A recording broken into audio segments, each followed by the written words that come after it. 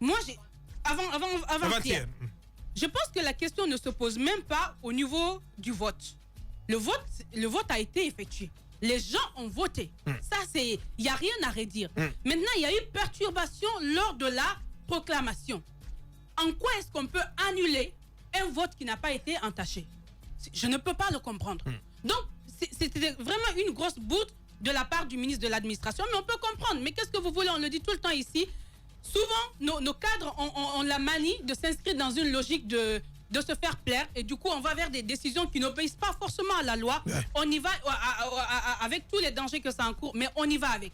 Aujourd'hui on se retrouve avec une telle situation. Moi je pense que la solution c'est au niveau des magistrats, la justice, parce que justement il y a le tribunal, les tribunaux je crois des tribunaux de les tribunaux de première instance de Mafanko, d'où relève les conflits qui viendraient de Matoto, qui pourraient se saisir de ce cas. C'est pourquoi mon appel peut-être c'est directement déjà ce matin à l'endroit de l'UFDG.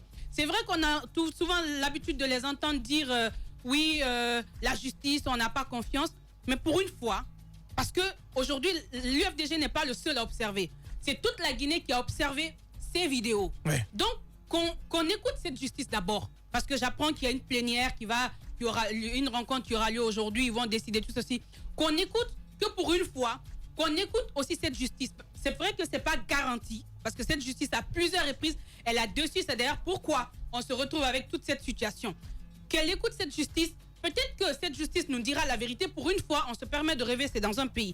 Maintenant, l'autre réflexion, c'est par rapport les informations que j'ai reçues par rapport à quand même la personne de Tos et indirectement à la personne de Souma du côté de Dixine.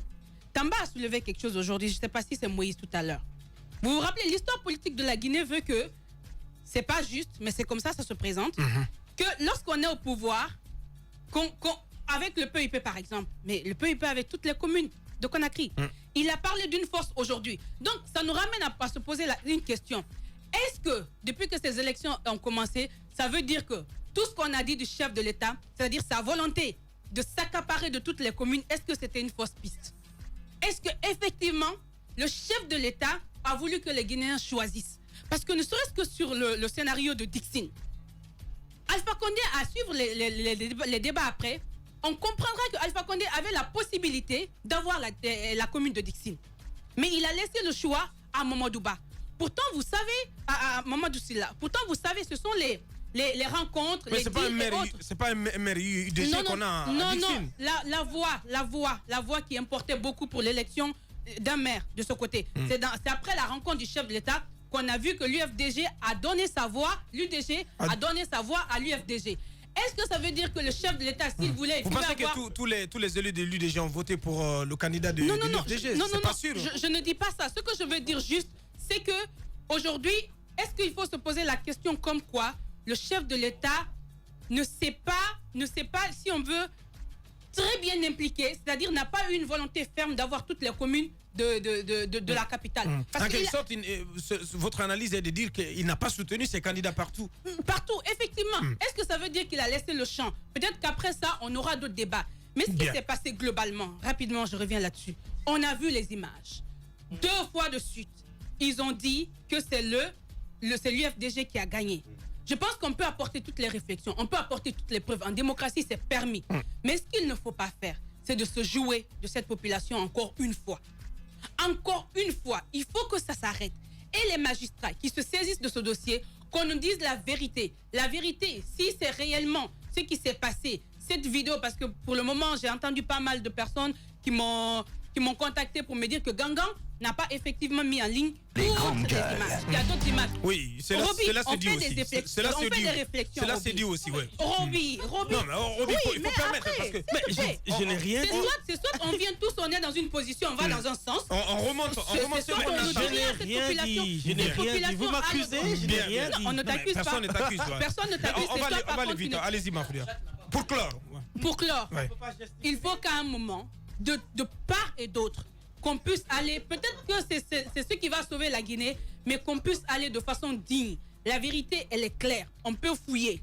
Nous, on n'est pas habilité. On peut dire aujourd'hui dans ce studio, c'est la vérité, Mais le travail pourrait aller au-delà. Bien. Au niveau des magistrats, parce que ce sont d'ailleurs au niveau de ces magistrats, de la justice, pour dire ce qui s'est réellement passé et où se trouve la vérité. Encore une fois, j'espère qu'en Guinée, on prendra de la hauteur. Bien. Et que vraiment, on posera des actes qui sauveront cette nation, qui ne nous amènera pas vraiment à aller vers tout ce qui se trime. Tout ce qui se dit à l'ombre, parce que vraiment ça fait peur depuis samedi là. Merci Mafoudia. Moi, sur Matoto Gate, allez-y. Voilà, sur Matoto. Matoto Gate. Parce que c'est Matoto Gate.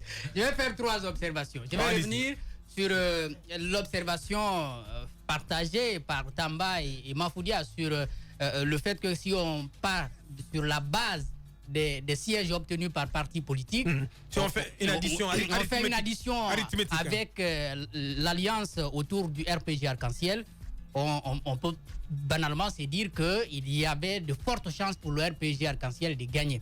Mais si on ramène le débat au niveau des candidats, et je pense que c'est là où on se trompe très souvent, que ce soit les partis politiques eux-mêmes, que ce soit souvent nous journalistes, on dit bon, l'UFDG a gagné dans cette commune. Au moins, faisons l'effort de lire Kaleboudou Yassane, parce que c'est lui le candidat. Et souvent, les conseillers, ils ne regardent pas souvent le parti pour voter.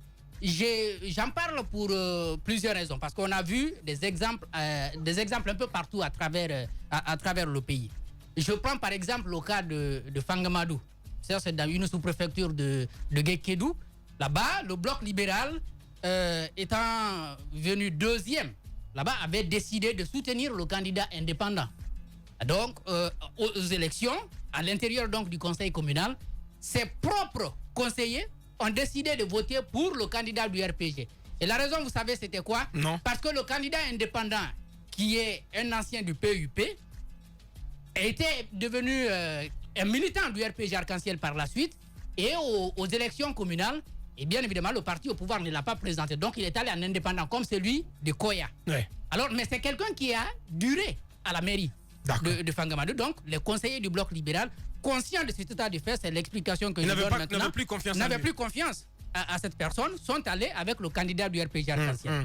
Le cas de Koya, c'est la même chose. Le candidat, M. Bangoura, qui était un candidat indépendant, il est venu premier. Et tout le monde avait pensé qu'il avait de fortes chances, comme Kissing, du côté de Bofa, de rafler la mairie de Koya. Ce qui n'a pas été le cas, parce que les conseillers ont, n'est-ce pas, pu banalement voter pour le candidat du RPG Arc-en-Ciel. On a vu également le cas de Guékédou, où le bloc libéral a failli fatiguer le candidat du RPG Arc-en-Ciel. Ouais. Là-bas, on a procédé par la procuration. On a même intimé des gens. On a bloqué certains par la porte, comme je l'apprends pour Matoto. Et finalement, le candidat du RPG Arc-en-Ciel a gagné. Donc, je pense que si on ramène le débat au niveau des personnes qui aspirent à diriger la commune de Matoto, ce qui m'amène à ma deuxième observation, on peut être un peu circonspect.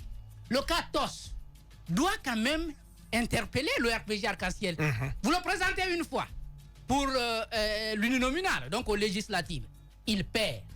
À l'époque, on disait c'est l'alliance UFDG-UFR qui a fait que TOS n'a pas gagné. Mais cette fois, l'UFDG est seul. Et là, il faut aller dans ça.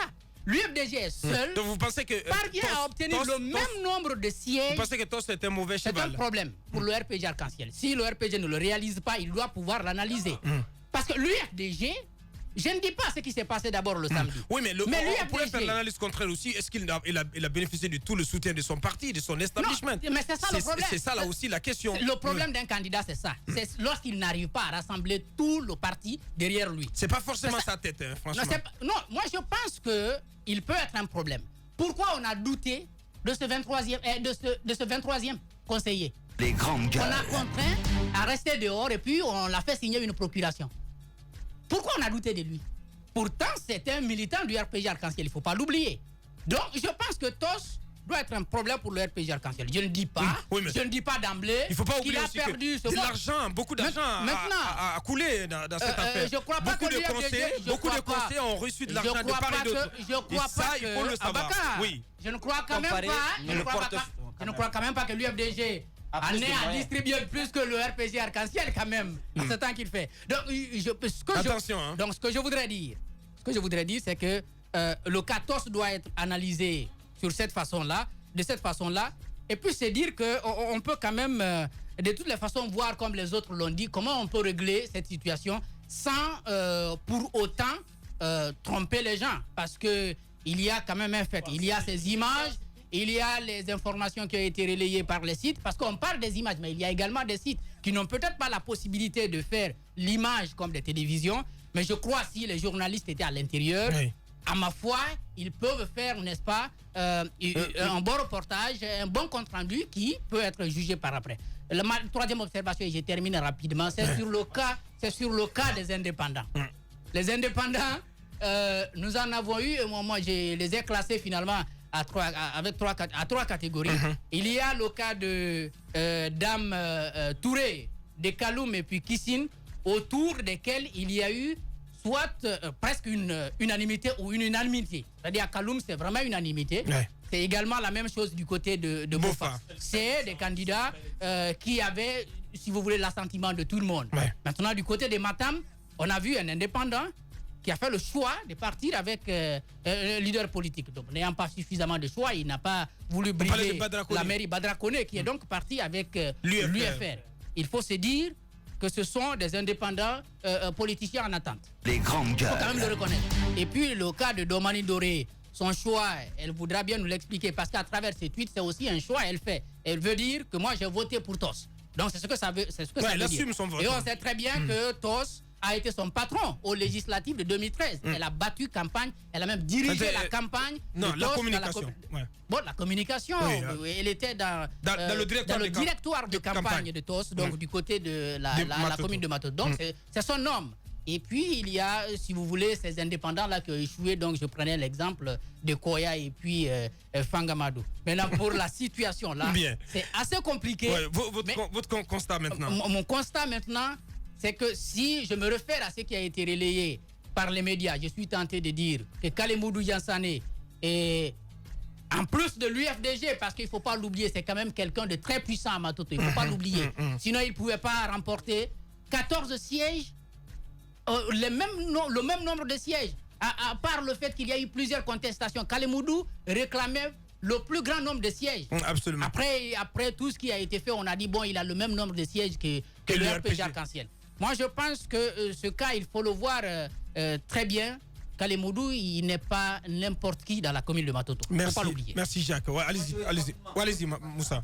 Dire que dans un vote, surtout lorsque c'est un bulletin secret, la seule preuve palpable, tangible qui puisse exister, c'est le décompte des voix. C'est la seule preuve. Et malheureusement ou heureusement, il n'y a pas eu de rencontre entre nous, médias, des sites, pour s'entendre, de la télévision, pour dire, écoutez, entendons-nous, voyons ce qu'on peut dire. Est-ce qu'on ne doit pas dire la même chose? Oui, il n'y a pas eu cette rencontre. Moi, je le dis par les journalistes, pour que vous puissiez comprendre. Sont relais, ce qu'ils ont vu, de faire une image transparente et impartiale. Nous en sommes arrivés à la même conclusion. Ils ne se sont pas concertés. Moi, ce que je souhaiterais dire, pour finir, c'est que vraiment, qu'on ne nous fasse pas perdre du temps sur la commune de Matoto. Avançons. Ce qui est fait est fait. La défaite, le vin est tiré. La défaite, c'est amer. Mais c'est une leçon, c'est une expérience que M. Toss se prépare. Il y a autre chose devant. Bien, écoutez, moi, allez-y. L'arithmétique, etc. 17 candidats pour l'UFR, 14, c'est bien tout ça. Les grandes gueules. La réflexion, je suis d'accord. Pour moi, encore une fois, il n'y a pas plus preuve palpable que les images qu'on a vues et les décomptes en direct auxquels on a assisté et qui a donné victoire nette à l'UFDG. Je suis d'accord que la manière après, il y a eu pagaille, etc. Tout ça, c'est bien d'expliquer, d'appeler la justice, de dire à Bourama Condé de quoi je me mêle, etc. Et de dire à certains conseillers qui ont été arrêtés à la porte et qui ont voté par procuration. Tout ça, c'est bien. Mais encore une fois, moi, la preuve matérielle que le décompte était un décompte qui a été réalisé publiquement devant des caméras, qu'on me dise alors que les images qui sont sur les réseaux sociaux ne sont pas des images de Matoto. Là, je vais commencer à pousser la réflexion. Mais on a vu, les décomptes se faisaient 1, 2, 3, 4 jusqu'à 23. Et 23, c'est le candidat de l'UFDG. Vous voulez quelle autre explication? Bien. Merci. Allez-y, Tamba pour clore. Alors, il faut bien repréciser le propos des gens. Surtout, éviter de le tordre en période grave, comme celle que nous traversons. J'ai évoqué ce que j'ai entendu. J'ai fait mon travail. Ouais. On peut voir une vidéo. On dit dans certaines écoles de journalisme, when your mother says she loves you, il faut lui demander des preuves. Lorsque ta mère te dit qu'elle t'aime, pose-lui des questions.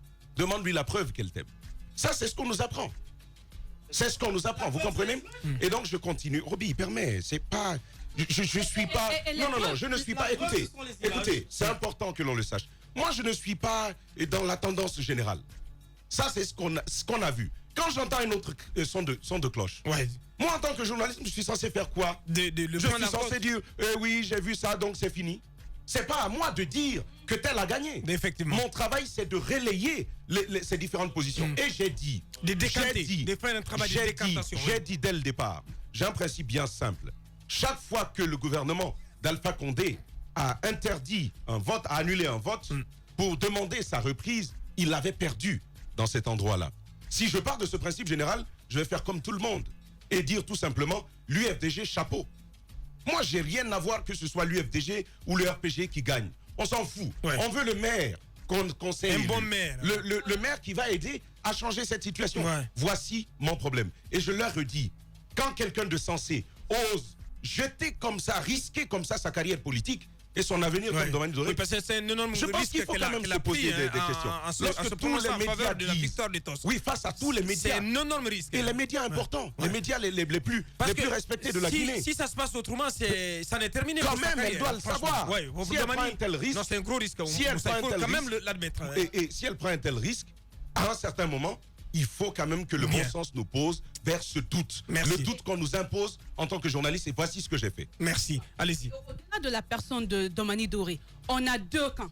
Un camp qui a ses preuves avec ses images de Gangan et autres, et l'autre camp qui dit le contraire. Eh bien, nous, en tant que journalistes, il faut aussi comprendre et écouter ces preuves qui seront brandies. Maintenant, comme l'a dit Tamba, c'est pas à nous de décider.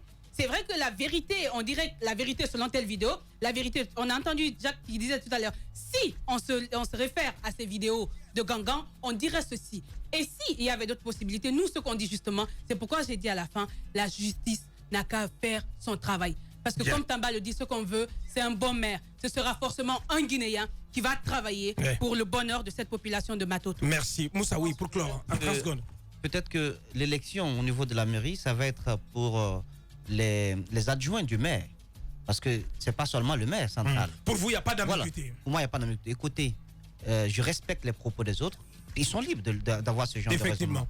Mais c'est mon point de vue aussi. Je dis bien, mon objectif, en tant que journaliste, c'est une seule chose, la recherche de la vérité et de la dire. Et la vérité, c'est l'adéquation entre ce qui est et ce que l'on dit. Bien. Voilà. Il y a des fausses évidences. Attends. Il y a ce qu'on appelle également, dans la recherche de la vérité, des fausses évidences. Moussa doit le savoir. On peut appeler ça les premières évidences. Oui, les premières évidences. Il faut parfois s'en méfier. Voici ce qu'on pouvait dire, nos premières analyses sur Matoto Gate. Politiciens véreux, fonctionnaires corrompus, promoteurs immobiliers voyous, justice passive. La Guinée devient-elle mafieuse ? Les grandes gueules d'Adafo Média ne lavent pas plus blanc, mais vous permettent de défendre votre pays en vous informant. Avec les grandes gueules d'Adafo Média, dénoncez les turpitudes, nous garantissons le secret des sources. Envoyez vos documents à espacefmguinée.info, rubrique Contact. Les grandes gueules d'Adafo Média, ou le socle de la liberté d'expression en Guinée. Merci de nous préférer. Dans un instant, on revient pour continuer cette émission avec nos invités, M. Kalemourou Yassane et à sa suite, Dame Domani Doré. Vous allez les entendre tous sur cette antenne. Véritable success story de la radio Espace Guinée, les grandes gueules, détentrices des meilleurs scores radio en Guinée, de la meilleure émission talk show, a donné le créneau horaire du départ au bureau et du retour à la maison, récoltant depuis des années consécutives le titre d'émission la plus écoutée en Guinée, toutes catégories confondues. Un grand total de plus de 5 millions d'auditeurs ont été fidèles au talk show Les GG, diffusé jour après jour sur toutes les stations du réseau Adafo Média de 9h à 10h30, un exploit qui restera longtemps dans les annales de la bande FM en Guinée.